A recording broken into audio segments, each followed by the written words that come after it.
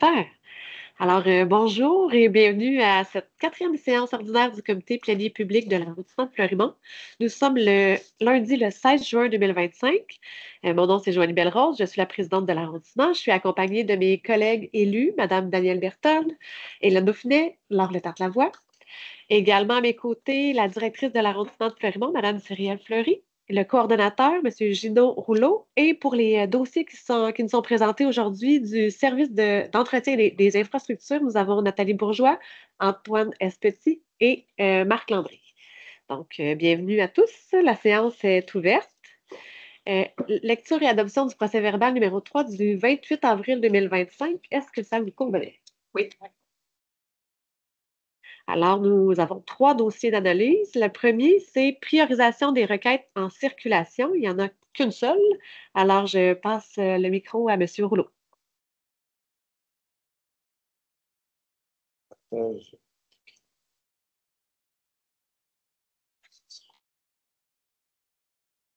Alors, une requête en priorisation qui concerne la rue des Paysans. Nous avons une demande. Les 5 signatures ont été obtenues, en fait, conformes pour la requête. Et je vais faire une description de la problématique telle que mentionnée par la requérante. Depuis la réfection de la rue, le stationnement est interdit sur le côté opposé du trottoir, vis-à-vis les blocs dans le haut de la rue. Il arrive souvent qu'il y ait des voitures stationnées des deux côtés. Souvent, il n'est pas évident de passer même une seule voiture à la fois. La signalisation est vraiment inadéquate et pas vraiment évidente à comprendre. Il serait peut-être bien de faire parvenir des faits explicatifs ou revoir la signalisation. Est-ce que des dos d'âne seront ajoutés? La circulation était déjà excessive avant la réfection. Maintenant, on dirait une piste de course, ce qui rend la sécurité d'usagers précaire. Il y a aussi la problématique que plusieurs n'utilisent pas le trottoir. Donc, il y avait différentes notions dans la requête, mais nous, qu'est-ce qui nous concerne? C'est vraiment les mesures de mitigation pour vitesse excessive. Donc, la requête était pour la vitesse excessive et les mesures de mitigation. Dans la grille de critères d'analyse, en fait, qu'est-ce qui ressort davantage, c'est qu'on est dans un secteur considéré à forte densité, quand même beaucoup d'immeubles à logement dans ce secteur. Et la problématique semble avoir un impact assez important pour ce secteur résidentiel-là. On a un pointage de 21 sur 46 total. Est-ce qu'il y avait des commentaires ou questions? Je me demandais, est-ce que vous aviez eu le temps, ou avez-vous réussi à contacter finalement la citoyenne? Oui. Oui, elle mentionne qu'effectivement, depuis la réfection, ça circule assez rapidement dans le secteur. Puis ça circulait rapidement malgré l'état de la chaussée avant les réparations? Avant, mais après, c'est devenu pire suite à la réflexion parce que c'est la Puis parce qu'il y a une proposition de dos d'âne, ça serait à quel endroit ça serait, en fait, ça serait vraiment au service de SIEPM analyser où serait l'endroit de prédilection pour mettre le dos d'âne de prédilection. L'endroit de prédilection, d'accord. OK. Le meilleur endroit. C'est la deuxième fois que j'ai une rue qui se fait, qui a une réfection complète, puis que ça crée des enjeux de vitesse une fois qu'elle est belle. Oui, rapetissée, mais puis il y a aussi l'enjeu de faire appliquer la nouvelle signalisation des stationnements que je vois aussi là-dedans, mais ça a été référé plus au service de police. Ça a été référé. En fait, la citoyenne que j'ai discutée me dit que ça semble s'être résorbé un peu. Okay. Il y a eu quelques contraventions. Ça a aidé à changer un peu le comportement. C'est encore une fois un changement d'habitude. Mais oui, il y a certaines choses qui devront être analysées parce qu'il y a des avancées de stationnement, comme des bulles qui ont été créées au niveau du stationnement qui est permis, du côté qui est permis.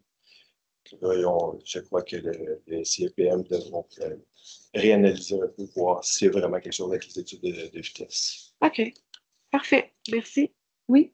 Dans ce dossier des requêtes en circulation, si vous me permettez. Oui.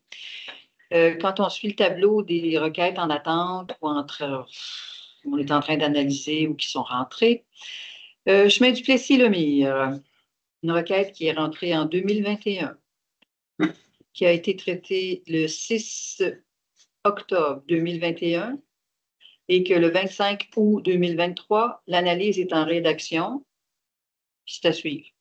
Oui. Tu as arrêté quelque part, ils l'ont-tu perdu? Ils n'ont pas perdu la requête en question. Il y a des recommandations qui devraient s'en venir sous peu.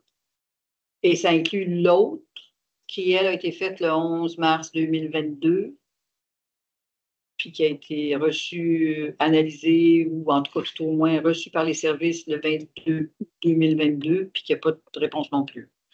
Moi, la citoyenne, là, elle m'écrit là, à toutes les semaines. Oui. Madame Bruchézy, là, ou Burchézy, là, puis je la comprends. Moi, je lui dis que je n'ai pas d'autres informations à lui donner. Quand j'en aurai, je vais lui en donner. Mais 28 août 2023, analyse en rédaction, c'est quelque chose qui ne marche pas, là. Alors, j'aimerais ça. Et je vous crois, M. Ginaud, quand vous me dites qu'il y a quelque chose qui va aboutir, mais c'est parce qu'il faut que ça aboutisse, qu'on ait une réponse positive ou négative, ou qu'on applique. Et si on attend la nouvelle politique, qu'ils me le disent, puis je vais lui écrire à Mme Hélène que c'est ce qu'on attend, la nouvelle politique, pour pouvoir réagir à ça. Mais ça ne fait pas de sens, là. 2021, on est en 2025, le 16 juin. Fait que j'aimerais ça, si c'est possible, avoir une réponse que je transmettrai à Mme Hélène. Mais ça me prend une réponse. Merci. Parfait. Moi aussi, j'avais la même question, en fait, mais plus au sens global, là. Est-ce qu'on peut connaître les échéanciers de travaux? Tu sais, parce que moi, j'ai reçu la même question, mais pour tu sais, la Bourville puis Brochu, là. Puis, tu sais, je me demandais si est-ce qu'il y a comme une saison où les services font les analyses des requêtes. Tu sais, est-ce que il y a une temporalité ou tu sais, pour qu'on puisse donner un peu un échéancier aux citoyens? Généralement, les études de vitesse sont effectuées pendant la période estivale. C'est ça que je me dis. Fait que juillet, l'étude devrait être faite, puis Ben, ça peut aller de juillet ou septembre, tout dépendamment du nombre de requêtes qui sont déposées pour avoir de la vie. ça serait Mais intéressant je peux poser la question. dans nos outils de suivi, en fait, d'avoir un peu tu sais, la liste, là, puis ceux qui sont à venir. On peut s'attendre à quoi? Tu sais, 3-4 mois? On va essayer de clarifier l'échéancier avec lequel ils travaillent et le processus là, pour que vous Exact. ayez une idée, parce qu'effectivement, il y en a qui datent. Il date. C'est trop long. Parce que c'est ça, moi, j'avais des citoyens qui tu sais, venaient à toutes les séances en s'attendant d'avoir des réponses, mais ça peut être très, très long. Fait que ça serait bien d'avoir un approximatif de délai à leur donner. Fait que, ben, pour la rue des Paysans, c'est bon. Puis il n'y en avait pas d'autres. C'était la seule. Super. Donc, le prochain point, contrat de performance concernant les travaux de la voirie et réfection routière du réseau local. Bilan du déneigement et des travaux estivaux à venir. Donc, on se ramène un peu dans l'hiver, puis après ça, on se projette dans le futur. Alors, je ne sais pas si est-ce que Mme Bourgeois, vous faites une introduction ou directement Monsieur Louis Petit? Directement. Allez-y. Oui, oui, quel hiver, ça. Mais je vais laisser Antoine faire la présentation. Oui, ben c'est ça. En fait, aujourd'hui, on est là pour vous faire un petit peu le portrait de l'hiver qu'on vient de traverser avec un peu le bilan des requêtes. Ensuite aussi, la planification des travaux qui sont prévus cet été. Bref, portrait de l'hiver, début similaire à l'année dernière, fin plus tardive que l'année dernière. Au niveau des précipitations, bon, ça peut surprendre, mais on en a eu moins que l'année passée. Par contre, il y a eu plus de neige que de pluie, évidemment. Mais c'est aussi, parce qu'on ne le voit pas dans le tableau présent, mais c'est janvier-février, il n'y a pas eu de fonte de neige. Ça, c'est vraiment une particularité que ça fait longtemps qu'on n'a pas eu. C'est-à-dire que tout ce qui est tombé dans ces mois-là est resté au sol et donc sur les bancs de neige, les voies publiques, les terrains de gens. Et on a eu beaucoup moins de précipitations de pluie et de jours de pluie que l'hiver précédent. Donc, je pense que ça ne surprend pas personne. Parce qu'on a hérité au mois de mai, on l'a pas eu cet hiver. Dans la pluie. C'est mieux de même. Au niveau de l'historique des requêtes de déneigement, en fait, c'est comme d'habitude, vous êtes habitué la moyenne des 5 dernières années. Évidemment, on a eu un hiver assez rigoureux, donc évidemment, le nombre de requêtes suit un peu cette tendance-là. Ça fait référence à quoi? Requête en déneigement suite à un appel C'est plein. citoyen, il faut Oui, retourner. c'est vraiment tout ce qui est canalisé sur les différentes plateformes citoyennes, que ce soit le Mont Sherbrooke, le 5858, le 8000, tout ce qui est logé dans la plateforme 5858, parce que c'est ça l'histoire des requêtes. En fait, c'est le cumul de tout ça pour la période hivernale. Merci. Grand plaisir. Du côté des requêtes, évidemment, par arrondissement, donc sur le environ 1500 que je vous ai montré la diapo d'avant, il y en a 325 qui sont dans votre arrondissement. Donc, c'est assez bon, honnêtement, parce que nous, on s'en sert aussi comme indicateur de performance. Ben oui. Quand on le ramène, évidemment, par requête par 1000 habitants, en fait, Florimont se situe dans la tranche la plus basse au niveau des requêtes avec Seco avec l'Inox, ce qui est très bon.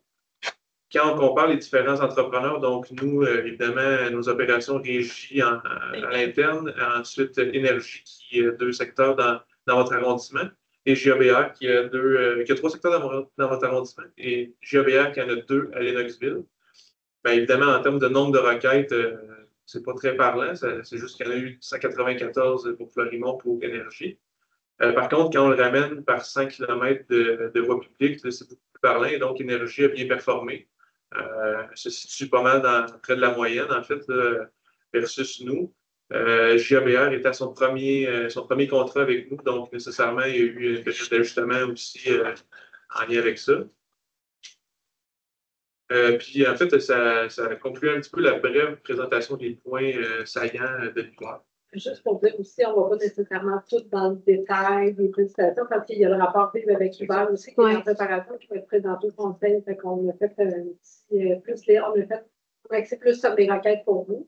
Mais c'est ça, au conseil municipal, on va présenter le rapport Vivre avec Hubert qui a été revampé cette année, donc qui devrait être plus digeste et beaucoup plus agréable à lire.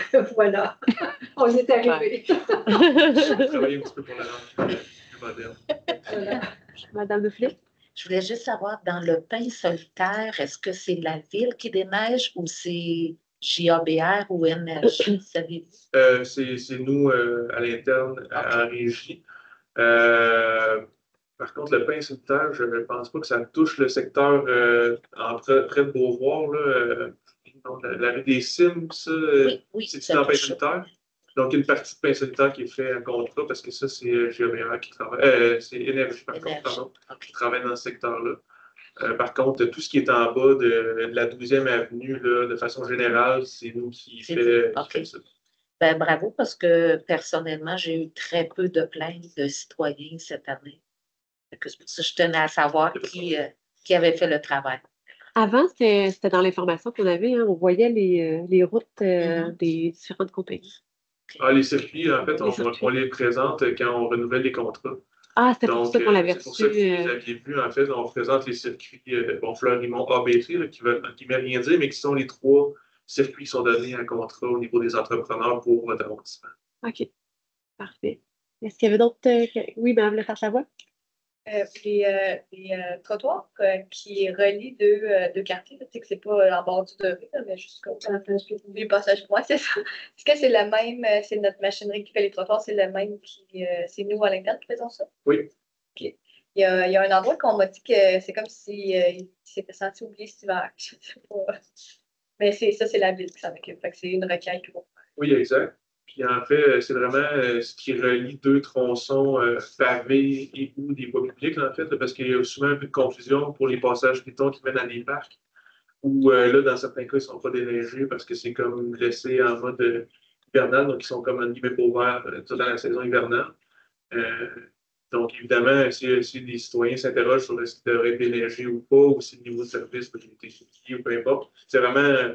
Le plus simple, c'est vraiment de passer par une requête parce que ça va directement aux opérations. Puis on envoie nos patrouilleurs validés, que ce soit au privé ou en régie, c'est le même niveau de service. En fait.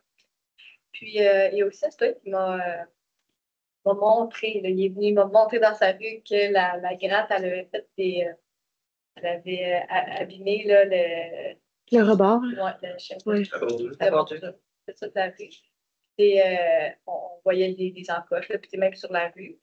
rien qui fait qu'on ne peut plus l'utiliser, que c'est plus capable. Mais est-ce que dans ce temps-là, il y a des réparations qui sont faites? Est-ce qu'il doit faire une requête pour ça? En fait, les citoyens qui se font endommager leur voiture peuvent faire une requête pour, évidemment, qu'on aille voir, puis après ça, on juge si on la refait ou pas. Pour les circuits qui sont donnés à contrat, on retient l'argent aux entrepreneurs qui endommagent, évidemment, les infrastructures. Puis une fois que c'est réparé, ben là, on fait la déduction, puis on libère les chèques, les contrats, puis on fait la même chose à l'interne. C'est ce qu'on répare, ce que nous, on brise avec nos opérations en régie. Okay. Mais tu sais, une encoche qui ne fait pas que c'est complètement brisé, vous n'allez pas réparer ça. Ça serait à voir le niveau d'encoche, mais généralement, si ce n'est pas dangereux ou vraiment arraché, on essaie de laisser là pour intervenir le moins possible. Mais si les citoyens font une requête, on a quand même une historique. On peut savoir que. Et donc, ça revient. Exact. Fait que l'idéal, c'est d'inviter les citoyens à faire une requête quand il y a des bris. Exact, parce que nous, du moment que l'hiver se termine, on en profite pour faire la tournée de l'ensemble, évidemment, de la ville, pour répertorier l'ensemble des bris. Puis ensuite, quand il y a des endroits qui sont oubliés, par exemple, en juillet ou tout, quand on a terminé cette opération-là, ben c'est là qu'on vient faire des interventions plus spécifiques, mais on fait l'ensemble du territoire au printemps. Madame Bertel? Oui, énergie, je suis très satisfaite. C'est rare, je l'ai dit. Alors, il faut le dire quand c'est le cas. Effectivement, sauf que ça revient toujours à tous les hivers, les fameuses bordures. Puis je ne sais pas, des fois, ils décident qu'ils plantent des poteaux. L'année passée, on était envahis de poteaux. Puis cette année, il y en avait très peu. Qu'est-ce qui fait en sorte qu'ils décident une année qu'il y en met plus ou qu'il n'y en met pas? Ou... C'est difficile à répondre pour l'entrepreneur. En fait, c'est parce qu'il est libre de faire ce qu'il veut. Je sais que pour nous, ça dépend beaucoup des opérateurs, le niveau d'expérience, parce que généralement, les gens, ça fait plusieurs années qu'ils sont dans leur circuit, ben, ils connaissent par cœur, ils ont moins besoin de repères qu'auparavant. C'est souvent aussi quand il y a des nouvelles dispositions qui arrivent avec les nouveaux travaux qu'on a, il y a des changements de configuration, les gens mettent plus d'énergie à évidemment essayer de les identifier, mais c'est vraiment dur de répondre. Parce qu'il me semble qu'il sauverait de l'argent. Mais bon, que veux-tu? C'est pas nous la compagnie. Mais bravo, Énergie, pour cette année. Ça a été cet hiver, ça a vraiment été fait du bon travail. Merci. Moi aussi, j'ai pas reçu pas de plainte comparativement à l'année précédente. Les 5 lundis. Les 5 lundis. Oui. C'est pas la semaine des 3 jeudis, c'est les 5 lundis. Avant de passer aux travaux, là, moi, j'avais une question par rapport au nettoyage de rue. Est-ce que c'est vous aussi qui faites... C'est pas les équipes Antoine, c'est l'équipe de salubrité, mais on peut... Ah, OK. On peut se tenter. En fait, cette année, vu l'état de la chaussée, là, il y a beaucoup de gravier qui est resté un peu comme dans les trous, on va dire ça comme ça. Puis, à force de passer sur les trous, ben, ça a comme fait en sorte qu'il y a des rues qui auraient besoin peut-être d'un deuxième nettoyage. Puis, je me demandais comment on procède pour... mais c'est correct si vous n'avez pas la réponse. Voilà. Exact. Dans le fond, c'est vraiment comme une requête... comme pendant c'est possible de faire un deuxième. Pas comme si avait un oubli, mais en fait, c'est possible de faire une requête pour nettoyage de rue, donc identifier le tronçon, puis après ça, ben, nous, on envoie des équipes pour aller. Même s'il a été déjà fait, là, oui, il peut y avoir un parce qu'on fait quand même un entretien annuel, ben, pas annuel, mais estival, c'est-à-dire. Donc, une fois que l'opération du printemps est terminée, on a des équipes qui sont en opération sur l'ensemble de la saison estivale, puis qui vont justement aux abords des chantiers, au centre-ville, dans des secteurs où dès qu'il y a des pluies, bien évidemment, ça crée des débris de gravier, donc on va nettoyer ça avec nos équipes. Puis on fonctionne aussi par requête au besoin pour couvrir cette option-là. C'est la même chose pour quand il y a des accumulations, par exemple, à l'automne, de feuilles mortes sur des puisards, c'est le même principe. Ah, c'est vrai. Merci beaucoup. Ah, Mme Deffier. Par rapport à ça, le nettoyage, je ne sais pas, nous, ça fait 2 ans dans une portion du bain sanitaire, en tout cas, que le sous-traitant, parce que je crois que c'est donné en sous-traitance, commence vraiment longtemps avant que la ville annonce même le début de l'opération de nettoyage. Ce qui fait en sorte qu'il y a beaucoup d'autos qui restent dans les rues. Puis il y a beaucoup de gens, des fois, il y en a qui aiment ça, rejeter un petit peu de roche, du gazon vers la rue sans faire d'accumulation. Mais donc, on se fait toujours prendre par surprise. Puis, il y a eu une requête pour refaire un bout de rue Et là, ils sont revenus la journée des bacs, ce qui n'est pas optimal non plus. Fait que... Et donc, si une autre année, si le consultant, lui, le sous-traitant, il peut commencer 2 semaines avant, ça serait bon d'avertir les citoyens que là, à partir d'aujourd'hui, ça se peut que ça commence. La Richicoine. Ça doit être dans quoi, la Richicoine? Oui, bien, le quartier-là du C'est nous qui cégep, fait ça. pas juste sur la rue, oui, c'est ça. Il fait en régie, en fait, c'est parce que ça fait partie de notre opération préparatoire qu'on dit. En fait, c'est parce que avec toutes les rues qui s'en vont sur le boulevard Saint-François, qu'on commence les opérations par le réseau cyclable pour permettre le balayage des terrains municipaux, des différents parcs dans ce coin-là, pour éviter que si jamais il y a une pluie, tous les débris se ramassent sur Saint-François et que ça soit recommencé une deuxième fois, ben, on en profite pour faire ça d'un seul coup. Mais c'est sûr que ça fait quand même 2 ans qu'on a des plaintes de deuxième passage requis dans ce coin-là. Et c'est ça. Peut-être qu'on pourrait trouver une façon d'informer les citoyens. Oui. On en a pour l'année prochaine. C'est juste ça parce qu'on est très content que ce soit fait tôt. Ben, c'est juste qu'il faut être prêt puis enlever nos autos et tout. C'est juste ça pour être plus efficace. Merci. Excellent. On peut poursuivre avec les travaux à venir. Oui. Juste avant, par contre, il y avait Mme Berthold qui m'avait fait une demande pour des lettres à des citoyens qui mettaient de la neige dans Oui, la rue. oui. Puis je voulais juste en profiter pour vous faire un suivi. Allez-y. On a envoyé des mises en demeure cette année Ouh. dans 2 de vos districts cette année, dont un pour un bris de clôture qu'un entrepreneur a endommagé en soulevant de la neige, une clôture de parc, et l'autre qui a envoyé de la neige dans la voie publique qui était dénoncée par son voisin. Donc, Oui. on a fait ça cet hiver. Ça s'est fait? Ça s'est fait. Bon. Puis, les citoyens réagissent bien, ils collaborent. Ça, c'est l'autre bout. Ça dépend de quel côté de l'enveloppe, mais oui, généralement, les gens sont contents qu'il y ait des actions qui sont prises, des fois plus tard après, parce que c'est des démarches juridiques qui prennent parfois du temps. Mais on a quand même.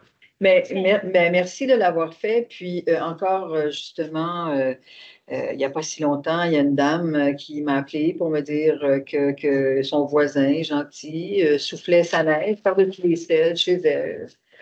Puis, non, c'était très agressif, avec vidéo à l'appui et tout ça. Alors, elle m'a demandé, y a quelque chose à la ville qui existe comme réglementation? Je dis oui, je lui ai fait parvenir la réglementation qui dit que chacun doit garder sa neige chez eux.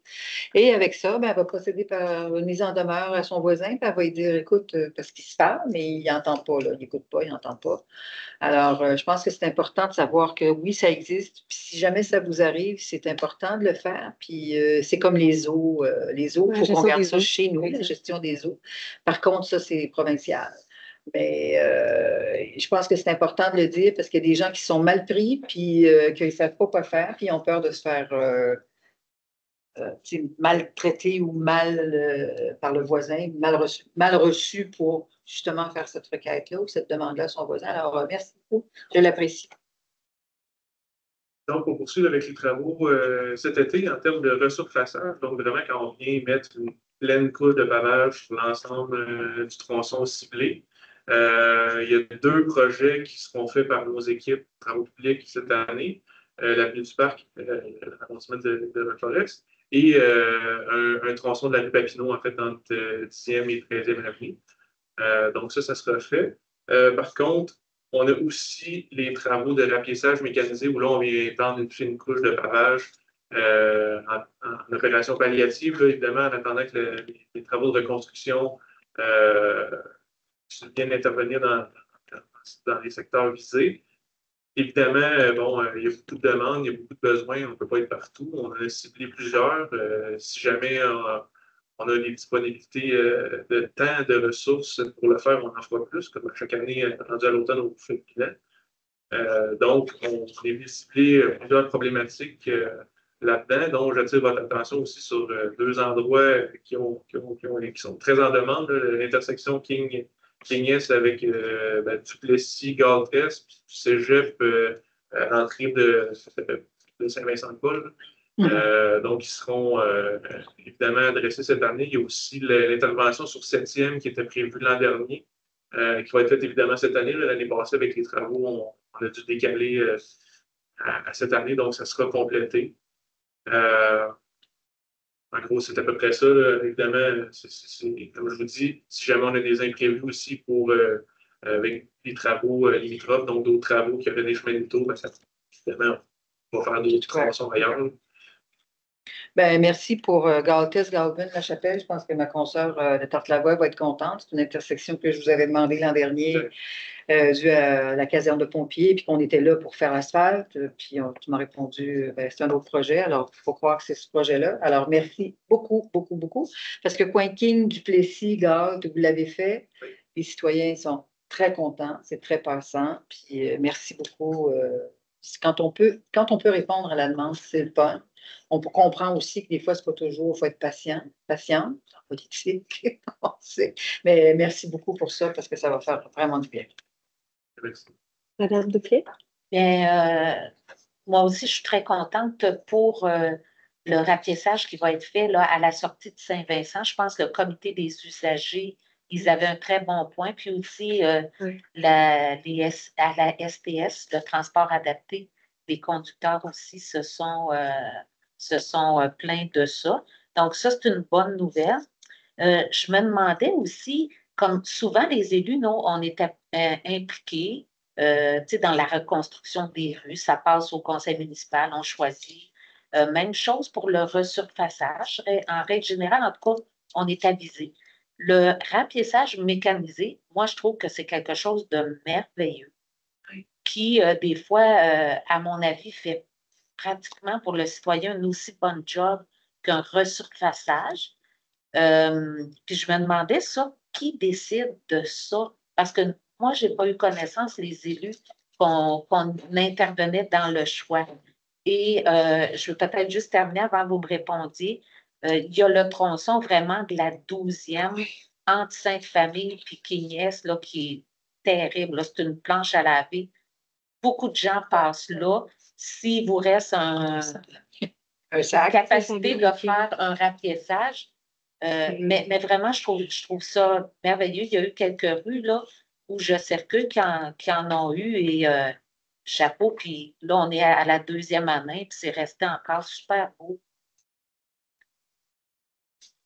Pour la deuxième portion, tu vas y aller. Et tu les compléteras peut-être pour la première. Mais au niveau des travaux de rapiétage, ce qu'on fait, c'est vraiment du très, très palliatif pour nous permettre de poursuivre, en fait, ou je veux dire, de se rendre jusqu'aux interventions par nos collègues là, du CIPM. Et les bouts qui sont faits principalement, c'est aussi pour sécuriser pour le déneigement l'hiver. En fait, ce qu'on vous présente là, c'est vraiment ce qu'on prévoit faire. Il y en a qui peuvent se rajouter aussi, mais c'est vraiment décidé comme à l'interne avec les requêtes citoyennes qui sortent en compte, puis la patrouille aussi qu'on fait sur le territoire. C'est de la façon qu'on le détermine. Oui, bien en fait, effectivement, il y a d'autres critères qui s'ajoutent à ça, dans le sens où on utilise l'auscultation que la SCPM fait, en fait, pour voir l'état des chaussées, parce que des fois, il y a des tronçons qui sont en guillemets en état correct, mais qu'il y a des endroits très spécifiques qui font baisser la cote de confort, de sécurité, puis c'est là qu'on vient agir. Mais c'est certain que l'enjeu de déneigement, c'est un des critères les plus importants. Puis évidemment, selon le niveau de service, que ce soit niveau 1, niveau 2, niveau 3, ça joue aussi dans la cote. La desserte STS, en fait, c'est ça qui aide aussi l'intervention sur le cégep King.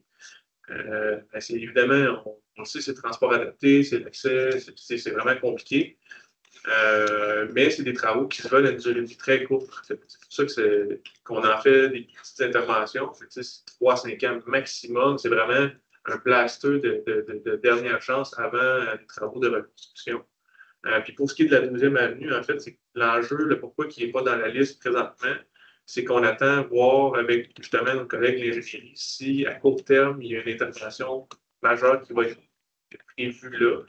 Parce qu'elle était supposée faire partie des travaux des dernières années, puis elle n'a pas été faite, puis effectivement, très endommagée. Donc, si jamais il n'y avait rien de prévu à plus que 3 ans, mais évidemment, on va essayer d'intervenir parce que c'est sûr, on est conscient, c'est endommagé aussi. Puis justement, si jamais on intervenait là, probablement qu'il y en a d'autres, des peut-être plus mineurs, qui vont peut-être être reportés à l'année prochaine. Fait qu'on joue avec ça aussi. Donc, on se garde cette marge de manœuvre. Comme je dis, selon les travaux qui sont faits par nos collègues aussi.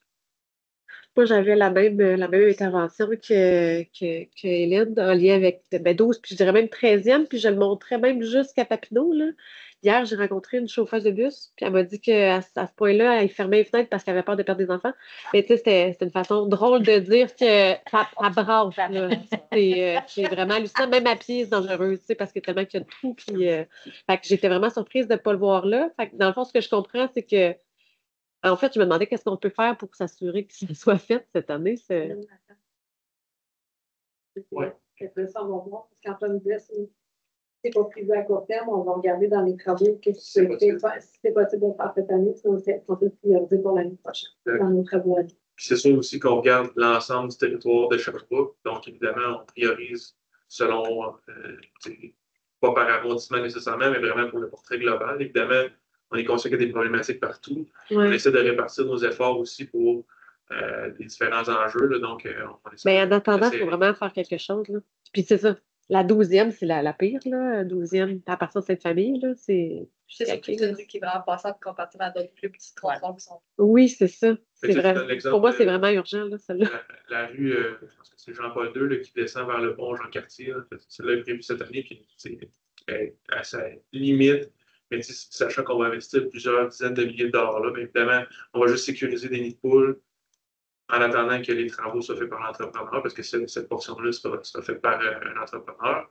Donc, on essaie de limiter chaque dollar qu'on investit pour éviter qu'il soit arraché, mais on en a plusieurs des tronçons qui sont vulnérables, ça c'est clair. Puis toujours en lien avec ça, il y a un projet d'aménagement sécurisé pour les intersections Papineau, 12 et 13e. Puis je me demande même s'il n'y avait pas Terril aussi pour les voies cyclables. Puis moi, dans ma tête, c'est ça, je pensais justement que c'était pas juste Papineau qu'on faisait, mais qu'on faisait également les grandes avenues.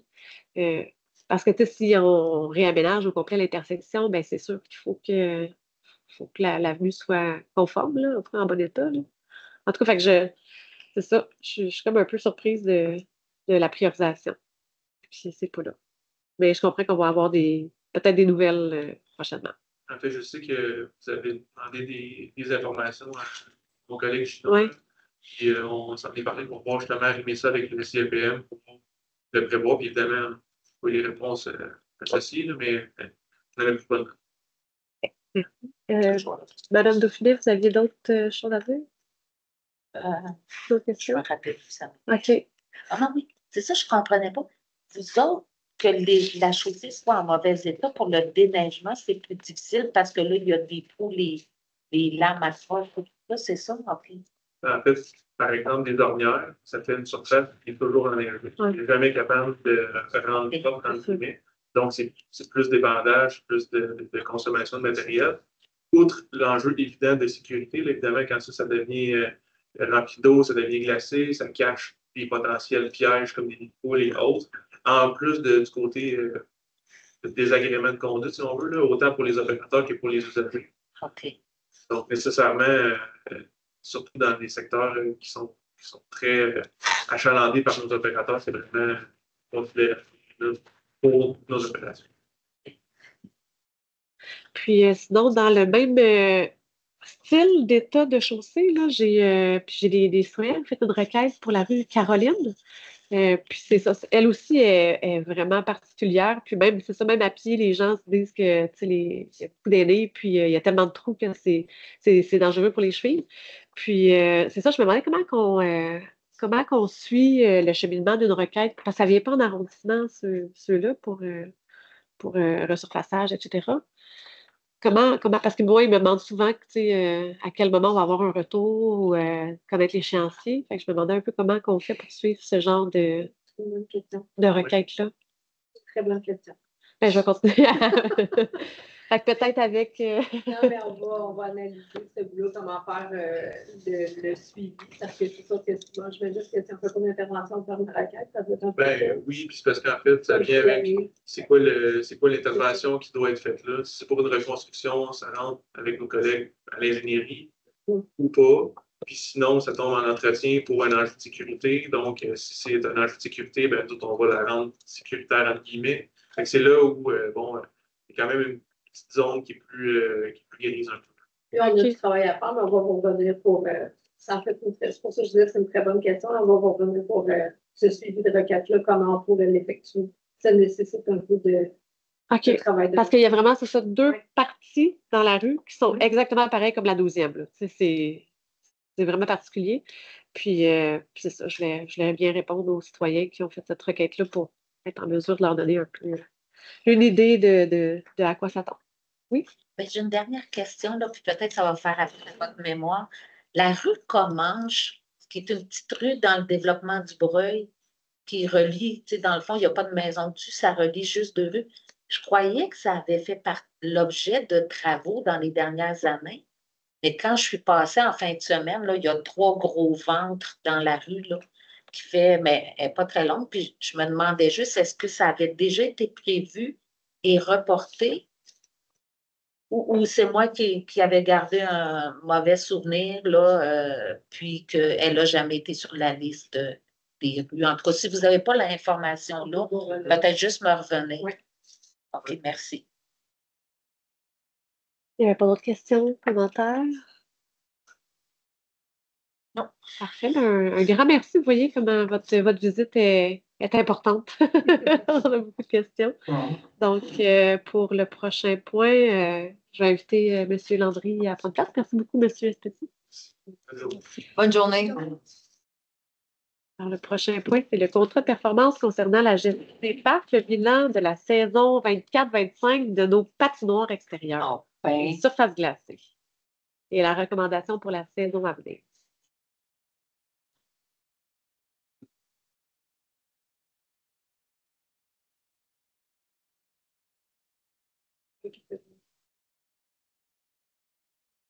Est-ce que tu rentres Dans la réunion.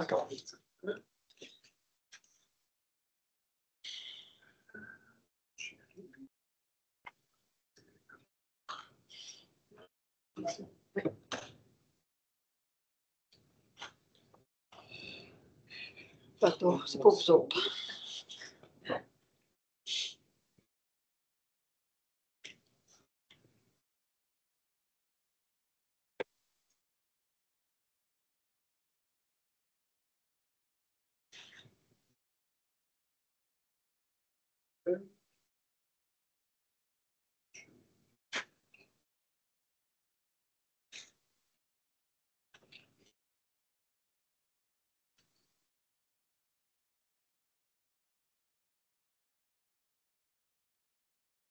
Ça vient, ça s'en vient.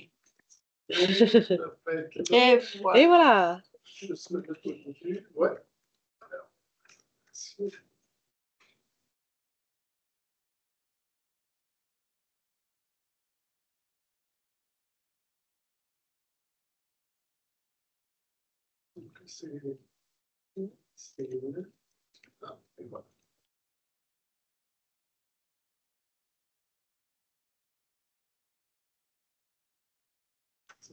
Oui. On va très bien. Bonjour. Ben oui, patineur et surface glacée, ben, bilan de la saison 2024-2025.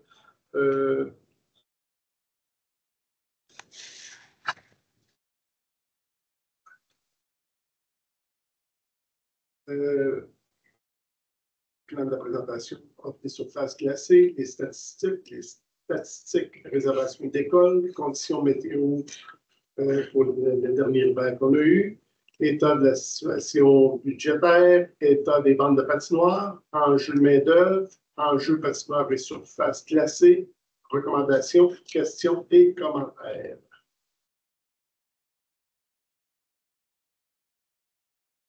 Petit topo des patinoires qu'on a sur le territoire de la ville. Patinoire à bande 31, sous la responsabilité des quatre comités citoyens et ronds de glace souhaitant 25, 4 encore une fois sous la responsabilité des comités citoyens, sentier et anneaux 6 et bleu, blanc, rouge, une patinoire bien entendu. Les comités citoyens, citoyennes, dans les parcs, c'est le Chauveau, la rue de Rhin, Saint-Charles-Garnier et Marigny-Thierry. quelques petites statistiques pour les patinoires. Du 21 décembre au 10 mars, on a eu 68 jours d'ouverture cette année. Comparativement à l'année passée, vous vous souvenez, ça avait été catastrophique. On a eu seulement 20 jours d'ouverture. Ça a été beaucoup mieux cette année. Vraiment. Du côté de BBB, sur 91 jours, on a eu 75 jours ouverts. On a eu des petites problématiques avec la surface de BBB cette année. On a de l'eau qui s'est infiltrée entre la glace et la surface de béton. Ça fait qu'on est obligé de fermer quelques journées. On a fait les équipes ont travaillé fort pour prélever ça. Puis on a eu quand même 12 journées de fermeture là, en raison de la pluie et des températures. Petite statistique aussi, juste pour vous le mentionner, la location de patins BBB, vous avez les chiffres là, au cours des 3 dernières années. C'est bien. Pour ce qui est de l'achalandage, vous vous souvenez, à toutes les années, je vous dis que c'est dur de faire d'avoir une donnée, la statistique, la donnée juste. Cette année, qu'est-ce qu'on a fait? C'est qu'on a pris une photo. À chaque fois qu'on a pris une photo 2, 3, 4 fois par jour du nombre de personnes, c'est le chiffre que je vous ai ramené là. Ce qui fait qu'au domaine Howard, je parle du domaine Howard, on peut parler peut-être de Charlotte qui est dans votre secteur. À toutes les fois que la personne a pris une photo du nombre de personnes qu'il y avait, c'est en moyenne 22 personnes qu'on avait toutes les fois qu'on a pris une photo. OK. À toutes les fois qu'il a fait. Après ça, après ça, on a des rangs. On a 12. À toutes les fois que s'il l'a compté 3 fois, si notre employé l'a compté 4 fois, c'est vraiment la moyenne qu'on a pris. Avec les chiffres que j'avais, c'est le moyen que j'avais le plus, je trouve, le plus équitable et le plus juste pour vous amener cette information. Est-ce que c'est pris, ces photos-là, à peu près toujours à la même heure d'une patinoire à l'autre? Parce que ça peut faire une différence. Exact. Effectivement. Je pense qu'on a des employés qui sont là de façon. Chez Charlotte, on sait que c'est un gros site. Il y a quelqu'un. Tandis que les autres patinoires, où est-ce qu'on a des rangs? Est-ce qu'ils font 3-4 patinoires? C'est au moment de la visite de l'employé. Ils n'ont pas toujours la même routine. Fait que s'il y a de la neige, c'est plus se retarder. C'est pas, effectivement, c'est pas à la même heure. Mais est-ce qu'on sait s'ils font le tour des patinoires à des moments achalandés dans chacune d'elles ou Parce qu'il y a certains patinoires qu'on a, le responsable peut faire 3 patinoires sous sa responsabilité. À partir de ce moment-là, lui commence à trouver disons, à des rangs. Mais tu sais, exemple, s'il va à couturier à tous les lundis entre 9 et 10 heures, il faut s'assurer de passer à tous les jours, effectivement. Mais pas nécessairement le soir ou le samedi. On voit qu'il y a couturier à 3 personnes par jour, c'est étonnant. Oui, vraiment, parce qu'elle n'est pas populaire. Il n'y a pas de... C'est difficile de trouver une façon de faire des bonnes statistiques parce que c'est du comptage, c'est vraiment la bonne place. Fait que c'est pour nous donner un ordre de grandeur. Moi aussi, quand je l'ai vu, j'étais un peu perplexe, je vais le dire comme ça. Ouais. Mais en même temps, de l'autre côté, les autres statistiques qu'on avait, ils pouvaient nous laisser perplexes aussi. Fait que c'est difficile de trouver la meilleure façon de faire. Et dans celle-là, on va le voir aussi comme l'achalandage de l'année prochaine, mais effectivement, si on passe à 9 heures le matin et que tout le monde est à l'école, c'est comme plus difficile. Puis l'autre qui m'a mis un peu perplexe, c'est la Jardin Fleuri, qui a toujours été dans celle qui était très achalandée, oui. Puis qui est très utilisée par les écoles. Oui. Là, on le voit dans l'autre diapo, peut-être qu'on peut y aller aussi, on le voit parce que les statistiques d'achalandage d'école ne font pas partie de ceux-là. Dans l'autre diapo, on a les statistiques de réservation, où là, ça vient varier aussi. Si les écoles font bien leur réservation. C'est ça, je pense qu'ils ne le font pas. C'est en plein ça. En fait, ça confirme. On avait la même chose avec les quand j'étais chef de division. ben, c'est encore ça, mais il ne faisait pas de réservation, puis la personne elle était toujours occupée, mais on disait faites les réservations, puis en plus, ça vous assure aussi que la personne va être déneigée quand vous allez en avoir besoin, parce que notre tournée commence avec les réservations, puis après ça, on va faire les autres bâtiments. Il y a un travail à faire aussi avec l'école. Il y a ça, mais c'est difficile pour les écoles de faire des réservations parce que notre politique est tellement serrée.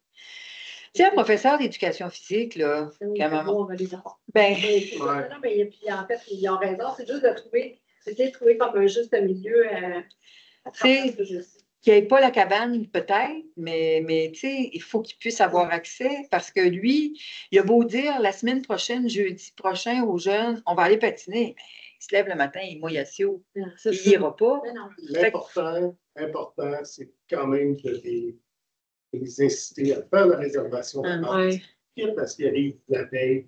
Il annule la réservation. Ils peuvent annuler la réservation. On voit qu'il y a ça. C'est important de préserver. Mais je sais qu'avec des rangs il y a eu une entente spéciale. Je pense qu'André a négocié là, avec des rangs il faudrait voir. Là, mais lui, il se plaignait beaucoup, le professeur d'éducation physique, parce que comment tu veux. Après ça, on nous dit, si on tourne dans le passé, on songe à peut-être ne plus l'avoir, mais comment voulez-vous qu'on vous aide à la garder si, quand on veut y aller, on ne peut pas y aller parce qu'on est en retard dans ludique, puis on est ici. Mais c'est parce qu'il faut s'aider aussi, là. OK? On évite les professeurs d'éducation physique, faites la réservation, quitte la canceller parce qu'il y a de la pluie ou quelque chose de genre. Ouais. Mais est-ce qu'on pourrait mettre c'est quoi le temps, le laps de temps qu'il faut qu'ils réservent? Il faudrait voir avec. Moi, je ne l'ai pas par cœur. Non plus. Avec nos collègues de la CVC. C'est tout géré par. Tu sais, peut-être que s'il y aurait la période. On va voir ça, on va vérifier la période d'annulation. On va prendre une note pour le vérifier. Bien, surtout de réservation. C'est facile. Ben oui, parce que, tu sais, si c'est une semaine, oubliez ça, tu sais, mettons, peut-être. Moi, je suis heureuse, 24 heures, mais tu sais, 48, mettons. Ou, 48 et 24 heures, on va le vérifier. OK, merci, j'apprécie beaucoup.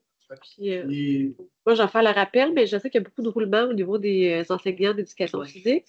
Puis, tu sais, l'exemple que j'ai, c'est, tu sais, Desjardins, là, ils sont allés vraiment souvent, ils ont des patins, puis ils ont même déposé au budget participatif du district une demande pour acheter de l'équipement de hockey pour initier les jeunes issus de l'immigration à ce sport-là. Fait que, tu sais, ils l'utilisent vraiment souvent. Puis, je pense que c'est ça, les enseignants d'éducation physique qui ont vraiment pris cette habitude-là, réflexe, mais ils n'ont pas pris l'habitude du tout de réserver. Fait que je vais leur faire le rappel, mais c'est sûr que je ne sais pas, tu sais, ils vont avoir leur contrat fin août. Après ça, ben, tu sais, ça. C'est beaucoup de rappels à faire finalement. Ouais. Des fois, il y a le service de garde aussi. Aussi qui va, oui. Des courriels, le responsable du service de garde qui dit on va être là à telle heure, tout ça, là, mais ça aide aussi. Les deux petits Astérix, effectivement, le couturier et Andrew Sangster, les chefs que là, on sait que c'est des bâtiments qui sont quand même assez utilisés. Ouais. Puis là, avec le nombre de statistiques, c'est pour ça que j'ai mis des petits Astérix à côté, j'ai des bémols sur le chiffre là, qui est présenté. De réservation d'école. Effectivement, si je vois, effectivement, Jardin Fleury, on peut voir qu'il n'y a pas eu beaucoup de réservations qui ont été faites dans le système. Il y en avait eu une. Exact. Pas beaucoup. Puis ils vont souvent. C'est ça. Ça amène la problématique sur le terrain parce que là, ils veulent aller jouer. La patinoire n'a pas été déneigée en temps lieu. C'est important de leur rappeler de faire les réservations. Oui. Je me demandais, ce tableau-là, quand je l'ai regardé hier, donc on a plusieurs années. Pour chacune des années, on a deux colonnes. Donc, le nombre de réservations, puis l'autre heure de réservation, c'est le nombre d'heures total réservées où ils ont occupé la patinoire. D'accord. Qui ont réservé la patinoire. Je ne dirais pas officiellement qui a été occupé, mais au moins quand le professeur dit qu'on va la prendre. Oui, d'accord.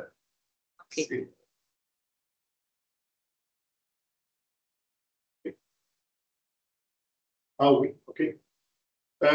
Statistiques et constats, ben, les sites les plus populaires selon l'achalandage, Parc du Nord, bien entendu, BBB, Charland, Saint-Alphonse et Parcnos.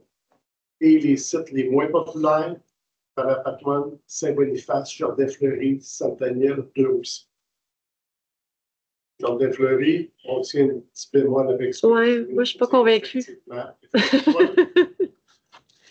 Puis elle est utilisée aussi par les organismes communautaires. Tu sais, il y a une table de quartier, puis il y a plusieurs organismes autour. Puis je sais qu'ils font plein d'activités, ils font tout le temps des activités l'hiver là. Et je pense qu'ils ne réservent pas non plus. Oui, Hélène? Oui, la patinoire bleu, blanc, rouge, je suis surprise de voir que sa fenêtre, là, où elle peut être ouverte, elle est quand même, 11 jours plus longue qu'une patinoire normale. Oui. C'est quand même pas tant que ça. Je pensais que ça serait beaucoup plus élevé parce que ça doit être une patinoire qui coûte cher à opérer, la bleu, blanc, rouge. Ben, oui, mais en même temps, cette année, c'est pas représentatif. Parce qu'on a eu, en fait, on a eu une super saison de patinoire naturelle, donc ce qui vient faire une courte différence, mais si on regarde l'année passée, les statistiques de l'année passée, on va avoir un écart, un très grand écart. Je pense que l'année passée, je ne veux pas dire n'importe quoi, mais on a été ouvert 10 jours. 98 jours qu'on a été ouvert l'année passée avec bébé versus 20 jours sur les patinoires. OK. C'est la saison. C'est là que. C'est ça. Okay, c'est la météo qui vient influencer, mais de façon générale, la patinoire bébé est ouverte beaucoup plus longtemps que les patinoires naturelles. Okay. Puis sur le budget des patinoires, elle occupe quel pourcentage à peu près des coûts d'opération? Quoi que c'est le budget d'opération pour les pattes, on est à 105 000 pour PBB. OK. 105 000. Okay, c'est pas tant. C'est vraiment l'opération SCI. Okay. On n'a pas SCBC dedans. D'avoir le budget total, mais on n'a pas les chiffres présentés. C'est bon. Puis, mettons qu'on prend une patinoire haute, là, pour comparer. N'importe laquelle. Là. Vous allez avoir. Oui, mais il y a le total, mais je me demandais si c'est comme une patinoire. Ça représente quoi comme budget d'entretien? Tu as 1 400 000 pour le total. Utilisé en 35, 36? Oui. On est à peu près à 56 000 par site. Ah, OK, oui, il est là. Ça peut être ça qu'au total. OK. C'est que, conditions météo. Conditions météo, des statistiques avec toutes les températures que ces joints-là. Et le 13 février, c'est bon, tempête de neige au 17 pour 3 jours, 3-4 jours de temps, à peu près de 60 centimètres. Les statistiques que je vous ai mis là. Statistiques intéressantes où est-ce qu'on voit vraiment la différence. Les journées au-dessus de 0 cette année versus l'an passé. On voit que ça a été beaucoup plus important là, cette année. Les températures chaudes, beaucoup moins que l'année passée. État de la situation budgétaire, dépenses des surfaces. On a un budget de 1 400 000, ce qui fait 56 000 par site. Bien entendu, ça ne correspond pas avec ceux-là qui sont donnés comme les comités, c'est pour ça 25. On est parti dans le par oui. On revient avec un coût. Puis là, j'ai réduit un petit peu la demande de Nathalie pour que ce soit un petit peu plus visible. Là, j'ai réduit aussi, on y va seulement le coût par journée ouverte à combien ça nous coûte. On voit vraiment la différence, c'est 20 000 comparatif à l'année passée qui était 63 000 parce que malgré le fait que la journée qui mouillait ou quoi, nos employés étaient là et les opérations sont sensiblement les mêmes.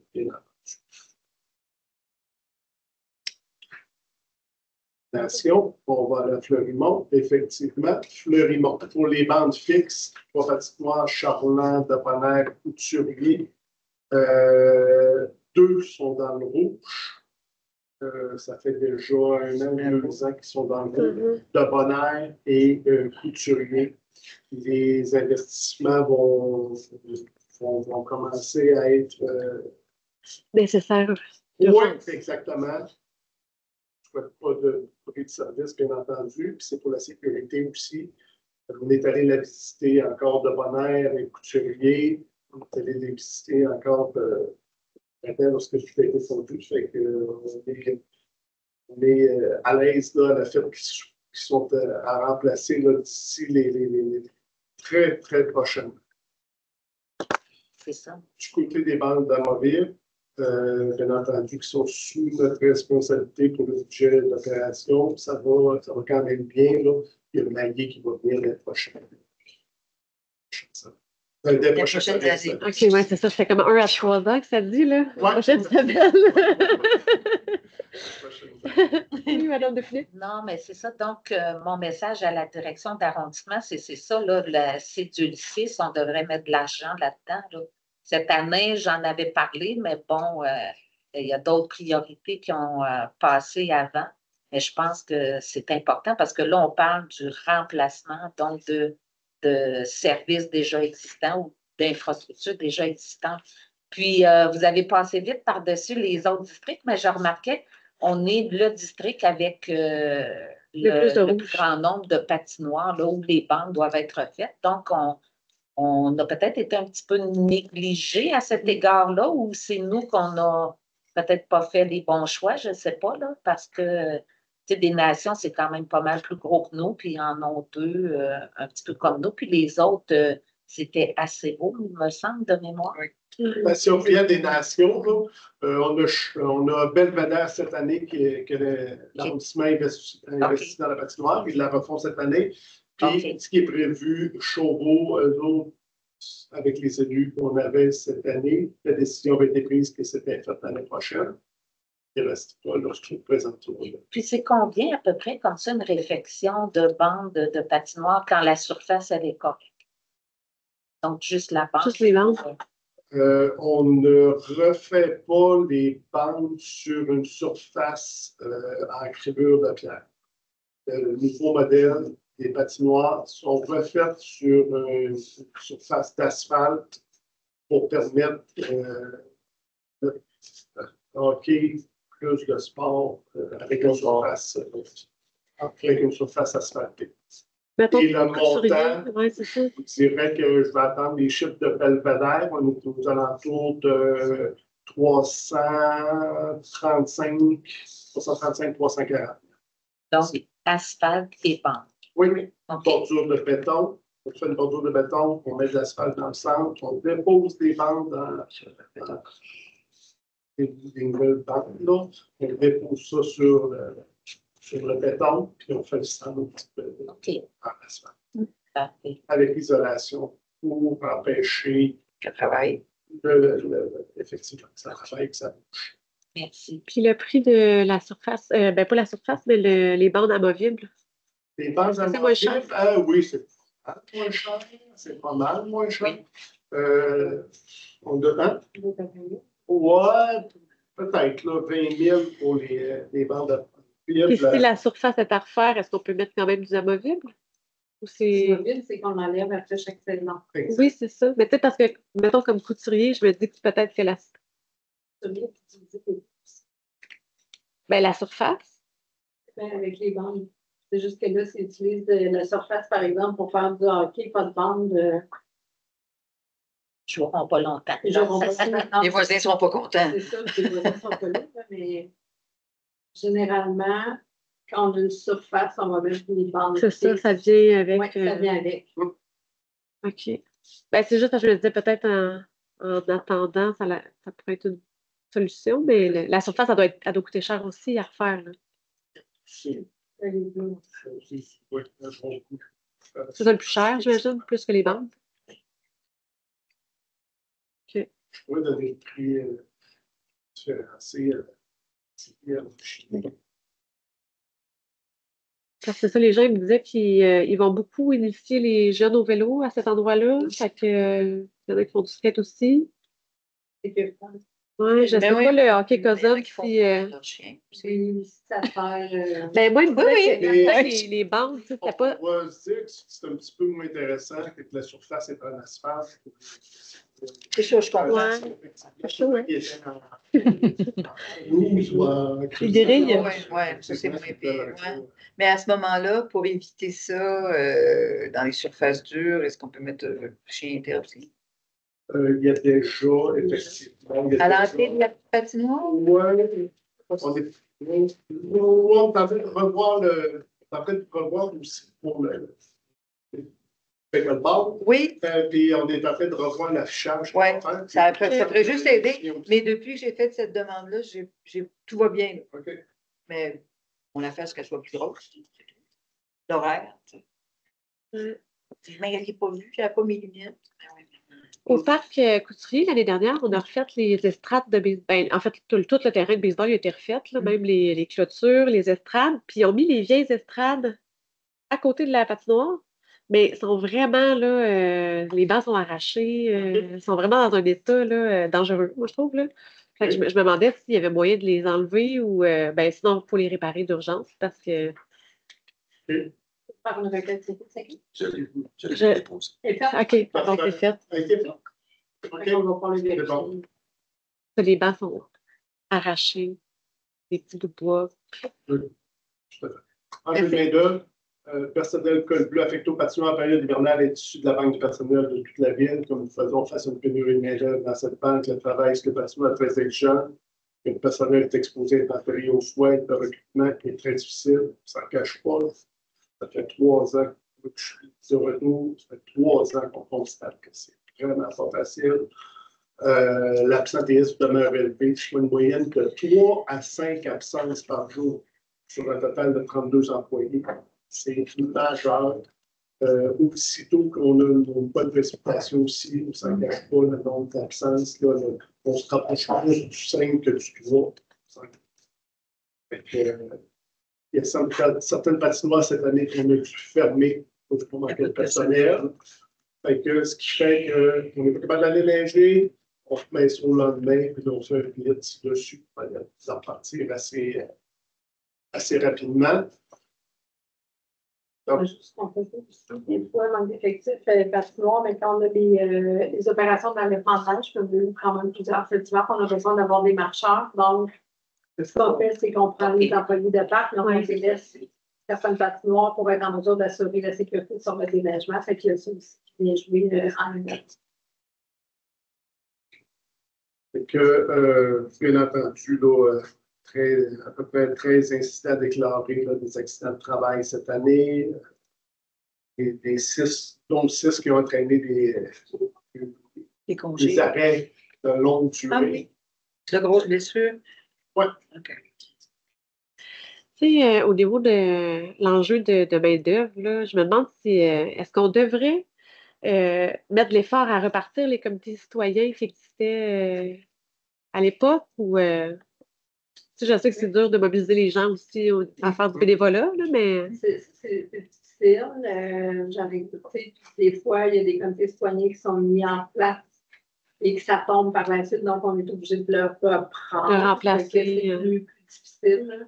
Mais ça va peut-être passer aussi par choix déchirant de voir quelle surface on va laisser en fait répondre. On va diminuer le nombre de surfaces glacées ou tout. Oui. Fait que c'est un sujet qu'on parle depuis les dernières années, mais on va revenir avec quelque chose en 2026 avec cet effet-là pour voir qu'est-ce qui pourrait être fait. Mais comme citoyen, c'est ça le risque, c'est que ça s'essouffle. C'est parce que c'est vraiment exigeant de faire l'entretien des patinoires, l'arrosage doit se faire de nuit.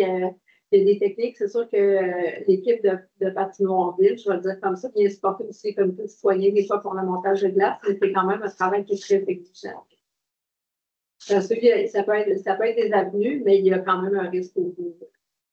Parce que moi, je me questionne, en fait, le jour où on va prendre la décision de soit fermer ou réduire l'utilisation du coupé, est-ce que les gens vont se mobiliser et se dire, ben, on va s'en occuper? C'est possible? On va voir à ce moment-là pour évaluer qu'est-ce qu'il y en a et qu'est-ce qui peut être fait aussi. OK. Aviez-vous d'autres questions, commentaires? Ben, j'avais peut-être une question. en rapport avec l'été. Oh oui. Les Non, patinoires l'été, non. non, mais André Blais, notre ancien directeur d'arrondissement, m'avait contacté à savoir si j'étais favorable à ce qu'on refasse les cages au baseball, au parc des randos, pour les enlever qu'ils soient encavés, là, puis les faire à la surface. Est-ce que ça se fait cet été? L'abri des joueurs. Je le valide. On reviendra. Ouais. Oui, j'ai aucun problème avec ça. Ouais. Je veux juste savoir si c'était cette année ou l'année prochaine. J'avais dit oui, pas de problème. Tout le monde est pareil. Pendant que tu prends note, je reviens à ta Oui, vas-y. C'est pas tout à l'heure. Oui, c'est juste qu'on doit se déplacer à la Rencontre des Nations après. Donc, patinoire, surface glacée, les enjeux qu'on vit, le démarrage des patinoires sur le gazon est plus difficile en raison du sol qui ne gèle pas en début de saison. Et c'est sûr qu'on a des surfaces dures, c'est plus facile à démarrer. Puis l'autre chose, c'est quand il y a des patinoires qui sont mis en place sur des terrains sportifs. Ça contribue à abîmer les terrains. Tu sais, oui, on a une surface glacée l'hiver, mais ça abîme nos terrains pour l'été, donc ça exige plus de réparation et plus d'efforts pour les personnes. Fait que, on voit des exemples, là, je me souviens pas, Marc, c'est quel Cambron. On voit là, des exemples de terrain été refait il y a 2 ans, je crois. Fait que c'est juste un enjeu qu'on voulait mentionner. Et voilà, nous sommes rendus aux questions-commentaires. On les a toutes faites. C'est parfait. Il y en a plus. Un grand merci pour votre présence. Merci beaucoup. Encore un beau bilan. Merci. Ouais. Plus intéressant que l'année passée. Oui, vraiment. Il y a eu un plus bel été. On a eu un hiver qui ressemblait plus à un hiver cette année. Ben, moi, j'aimais mieux l'année passée. Moi, j'ai préféré cet hiver. Avec les sunshine. Ah non, ok, je comprends. Un grand merci à vous deux. Merci. Alors, c'est ce qui clôt notre comité plaidier public. Puis on va se prendre un petit 10 minutes. Puis on revient vers 17h, pardon. 17h10. Parfait. Merci.